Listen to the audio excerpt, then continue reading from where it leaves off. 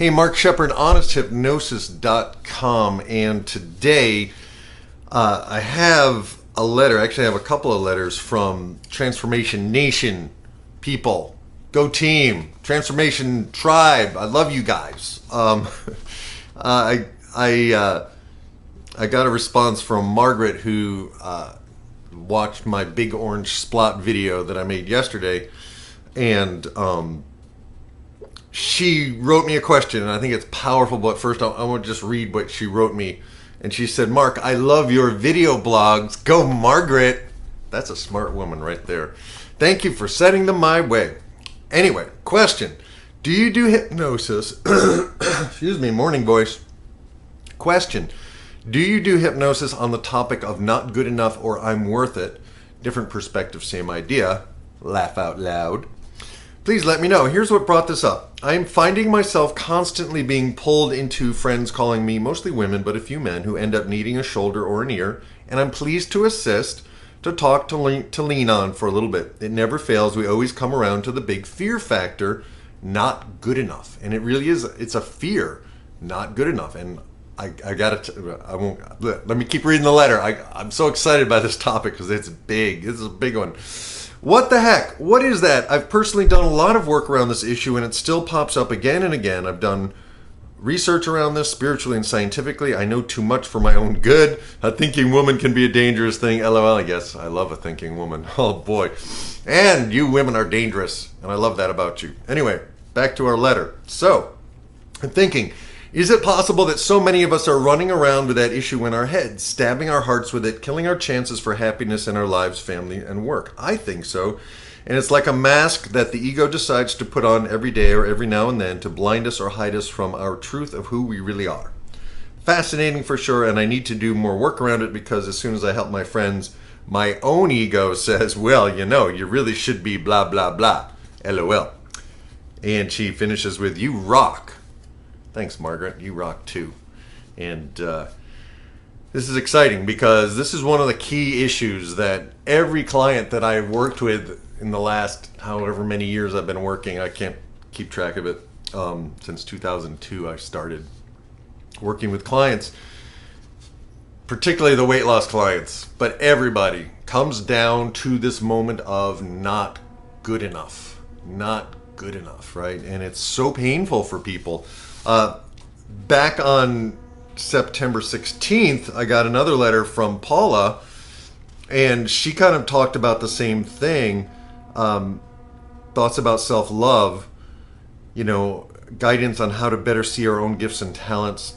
And basically, she's struggling with the same thing, you know, and this is a universal struggle. And I think where it comes from, and I just want to touch briefly on where it comes from because I think this is important. A lot of times as little kids, we are in a situation where we really aren't good enough, right? We're little. We don't know how to tie our damn shoes. We don't even know how to go to the bathroom by ourselves, right? So for a sensitive kid, it's not too far of a leap to realize that, oh, I'm just not good enough. I'm not good at this. I'm not good at that. I'm not good at this, right? And it kind of comes in, I don't know if the kindergarten years are the pivotal years, but if you ask a kindergartner, are you a great artist? And I've said this before, I'll say it again. Are you a great artist? A kindergartner will say, yeah, right? Are you a great athlete? Yeah. Are you a great musician? Yeah. Are you a great human being? Yeah, right? Kindergartners are like pretty confident. And then something happens in elementary school that I think it happens in school, but I think it also happens at home as kids are starting to learn. There's this not good enough feeling, and personally it was so painful for me that in a way it became a gift. Hint, it became a gift because I didn't like being taught things. I like learning on my own, which is why I do what I do, because I know there's other people out there who don't want someone hovering over their shoulder so they can just learn without that, oh, am I doing it right? Am I doing it good enough? Get that out of there. But how do we get it out of there? And I want to give you a really quick takeaway today, because this is really just an introduction to this very powerful issue. And I'm going to do a whole entire module, and I'm going to put it in Crush Anxiety Forever, because ultimately it is a kind of anxiety, But perhaps at some point it will be its own standalone course. I don't know. But either way, I want to just give you something for free today. And then if you want to go deeper with this, I'm going to create an entire process for you that literally is what I have done in my own life and what has helped my clients, the ones who are willing to go deep with this, to clear it in their life. And ultimately, throughout the day, even today, there are times when I'll catch myself thinking, oh, maybe I shouldn't have said that, or, oh, what if right? So some negative things still come in. And one of the things I do to stop that and to reprogram that old program is to ask a why question, right? To kind of pour the why question that presupposes a better solution into that little momentary experience. So wherever you feel it throughout the day, anytime you catch yourself with the not good enough, to pour in literally the opposite of it. Why am I good enough? Why do I love myself so much? Why am I adorable, right? And if it helps, this helped me a lot, is to see yourself as a little kid. See yourself as a little 3-year-old. Get up above yourself, look at yourself, and see how cute you were, right? And to pour this idea, why am I perfect? Why am I a perfect child of a loving creator? Whatever your religion is, doesn't matter.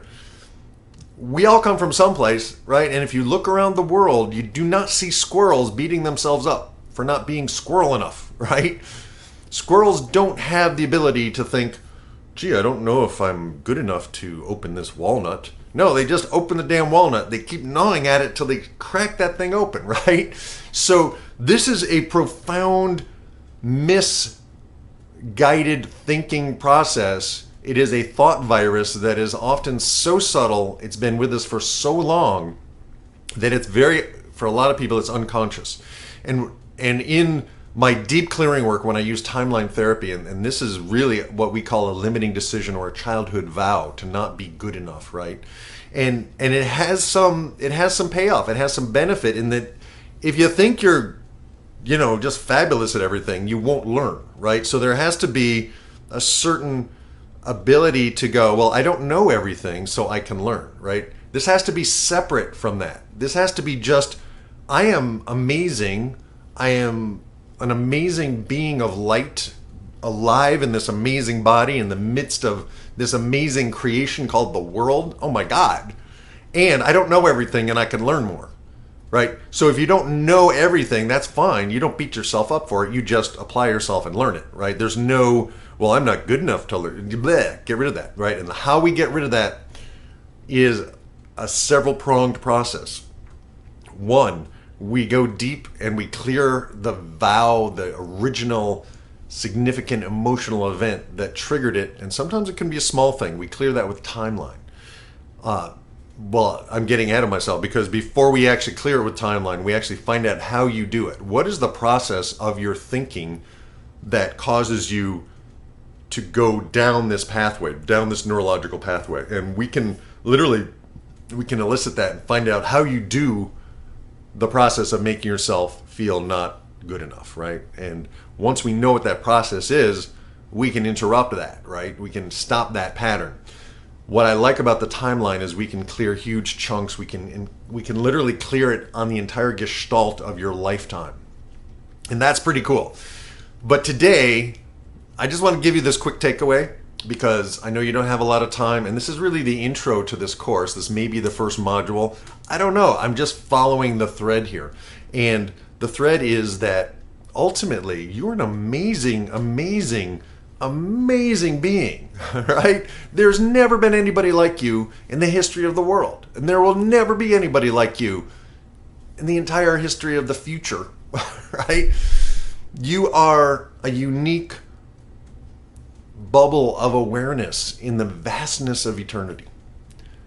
That's good enough. You are good enough, right? And so the least you can do today is to ask yourself, why am I good enough? And if you know EFT, that would be part of this course, I would tap on it. Why am I good enough? Why am I more than enough? Why do I love myself so much, right? So literally you could tap on that. You could chant it, but the why question is literally self-hypnosis, and it will get into your unconscious mind. And as part of this new module or this new course, I will provide a hypnosis session so you can go deeper if you want. So there will be a number of different approaches to clear this. If this is something that's bothering you, please let me know, and I'll put you on the early bird list, and I'll get you the news of when this course is finished. I'm going to see if I can knock it out today. I have a client at 11.